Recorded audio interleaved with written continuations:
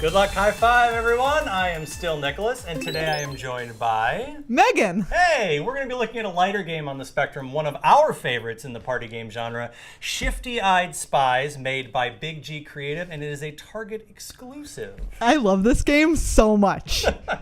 It is absolutely one of my favorite party games for 4 to 8 players. Plays very quickly in about 20 minutes, give or take. Yeah, I would say even a little bit less. If you're really good. Yeah. So let's open the box and take a look and see what's inside. First of all, there's little holographic eyes because they are shifty. Yes. Shifty-eyed spies here in the box. So inside the box, as we mentioned, it is 4 to 8 players. So each player is going to get their own individualized character art, and this also doubles as a score tracker. They have made one specifically for me. Yes. This is me. I like to pretend that I'm this woman. Very busy on my phone. Yeah. The sideburns. I wish I had glasses. I've always wanted to wear glasses. Did you know that about me? Do you know what? That's how I know that you're a person who's never had to wear glasses. That's a fair point. Solved it. Yep, there you go. So inside, we're also going to find some tokens for the accused, for what you call the j'accuse. That's right. I demand that when you throw one of these, you yell, j'accuse. These are intercept tokens, according to the actual rules of the game, which we'll get to in a little bit. There is a current player marker to tell you whose turn it currently is. And inside the bag, we have 2 different kinds of cards, correct? Yes, we have our location cards and our player cards.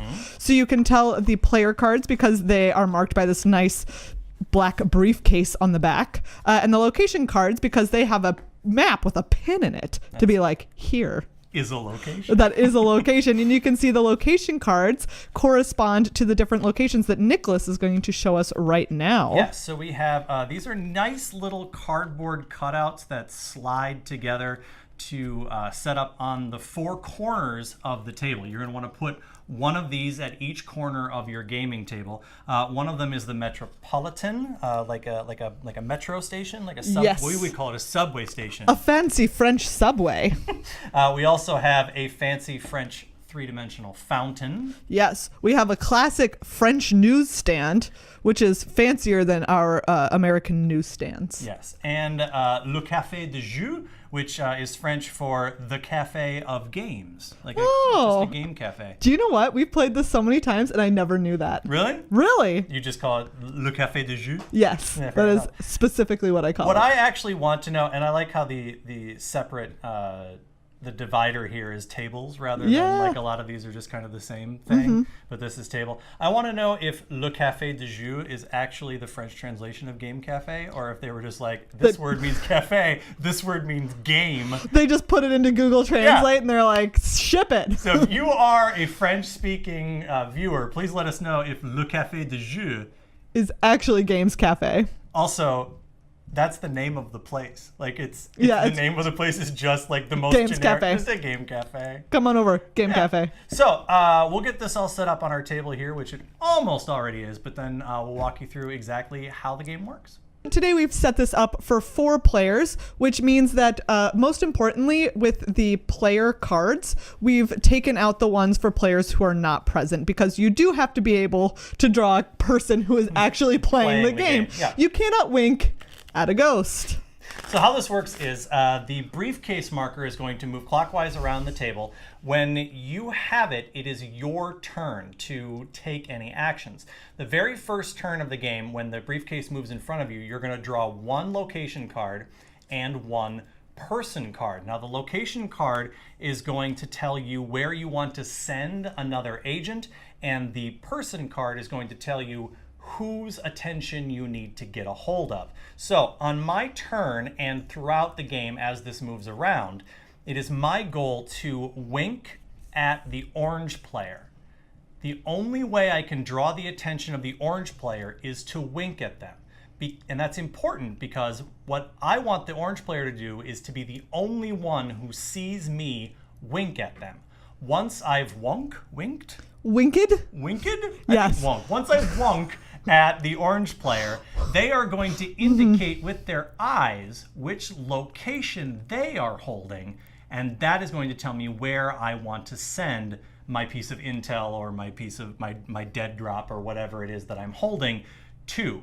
So the key is to be very, very careful about when you wink and when you indicate with your eyes, because your favorite part of the game is to throw a binoculars token and yell "J'accuse." Or intercept. Yes, intercept is the formal terminology for the game of Shifty Eyed Spies, but why not yell "J'accuse"? Why not indeed? Why not? Because if I see Nicholas winking at this orange player to get their attention, I can intercept that wink, and I can say Nicholas is trying to get the attention of the orange player. And if she is correct, then I will give my orange player card to the player who correctly intercepted or accused. I changed it to the to form. And then they would add that to their score marker, which is also your player card. If I'm being extra crafty also and I see Nicholas winking at a player, I can also wait to see if I can capture where that player wants to send them. Because say the orange player is trying to send Nicholas to the fountain and I correctly intercept saying Nicholas has winked at the orange player and they want him to go to the fountain, I am then going to score both of those cards. Correct. Now, you can intercept both pieces of information and only be right about one. The game's very forgiving about you don't need to be completely correct in order to steal points. So it might even be worth it just to take a random guess when you intercept, just to see if you're right. But the game does specify that the only way you can get the attention of someone is to wink at them, and the only way you can send them to some place is to move your eyes. So pointing or gesturing under the table or like playing footsie is not permitted. Outside of the bounds of the game. Also, they're very clear in that there is no intentional misdirection. Yes. I, for instance, cannot wink at someone whose card I do not have in my hand in order to try and throw someone off or get them to throw an intercept token, but miss with it. So you can't direct someone to a place where you don't have the card. You cannot wink at someone whose card you do not have. Right. And once those pieces of information are given to me, so say I successfully wink at the orange player, they indicate towards the fountain, I can only make that delivery when the briefcase comes back to me. So if I pass the briefcase along, it's going to circle around the table. Megan's going to pick it up. She's going to take a location card and a person card. She can pass it then to the orange player who does the same thing. The whole time this is happening, I'm allowed to wink at the orange player, wait for someone to stop looking at me, to stop penetrating me with their gaze. You could say it a different way. I could, but why would I? And then once the briefcase comes back to me, I can say, the orange player wants me to go to the fountain. If I'm right, the orange player will reveal. Let's see where it actually is. Let's say they indicated the metro. The orange player wants me to go to the metro station. They would say yes. I would exchange my orange player card for their metro station card, and we would both earn a point. The game ends when one player gets to 6 points. So if they have a total, they indicate all their cards, all of their spaces are filled. That's indicating to the other players at the table that they are 1 point away from winning the game, which is when things get really interesting. That's right. So there's a couple of different ways that players can end the game. The first is if you're at 5 and you intercept or you j'accuse someone.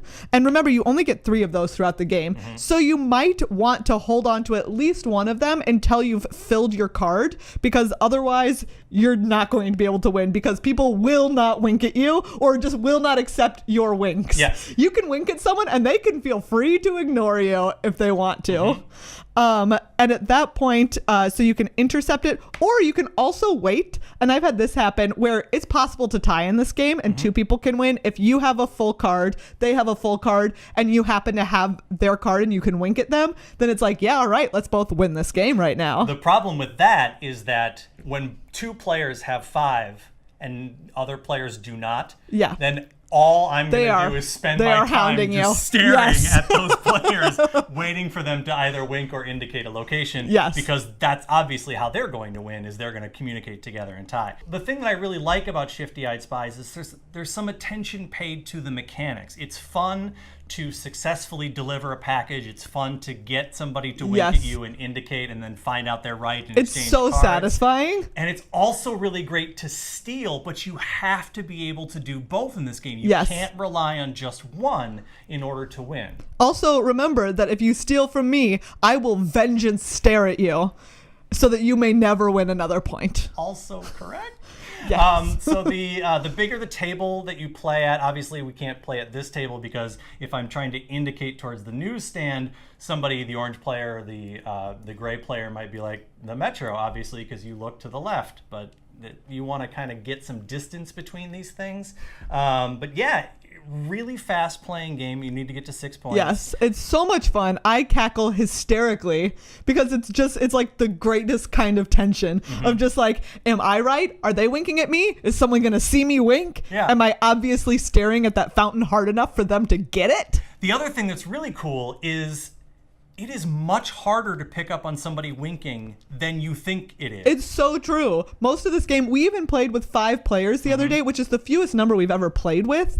And it was a little bit more intercept heavy than it has been in other rounds with more people. Yeah. But still, it was very possible to like get your delivery made. Yeah.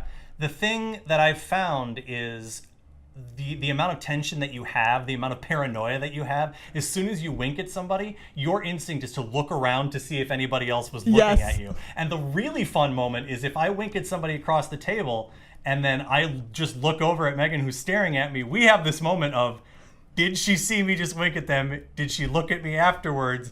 Is she waiting for that player to accuse? Like, there's this really sweaty, pulse-pounding moment of whether or not you picked up on what I just did. And even looking guilty is The answer is sometimes always yes. Correct. So that's Shifty Eyed Spies. This is one of my favorite games. For sure. And the nice thing is that it is a Target exclusive game. And a lot of people might misinterpret that as being like, oh, it's a game for everybody else. This isn't a game for a gamer. This isn't a game for somebody who really wants to crunch on some fun time.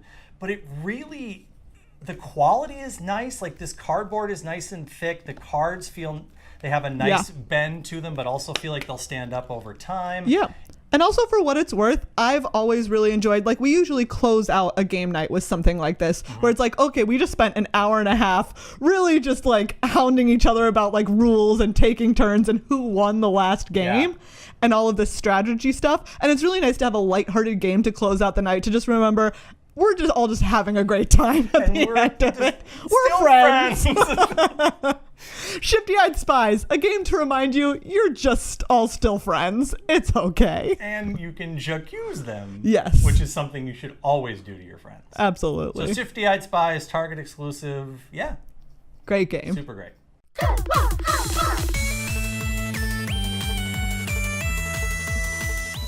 Hey everyone, if you enjoyed that video, please hit that sub button and check out all of our other offerings at goodluckhighfive.com. And please consider becoming a patron of the channel at patreon.com/GLHFmagic and help us keep making reviews, videos, and podcasts for as little as $5 a month. We're also always looking for new games to review, so if you make games or you know a company who does and wants to have their game reviewed on Good Luck High Five, please reach out to us at glhf@goodluckhighfive.com and we'd be happy to take a look. You can follow me, Captain N the Game Master, on Twitter and Instagram at CaptainNGM, and follow the channel at GLHF Magic. Remember, please shop at your local game store whenever possible. Until next time, I'm Nicholas, and good luck, high five.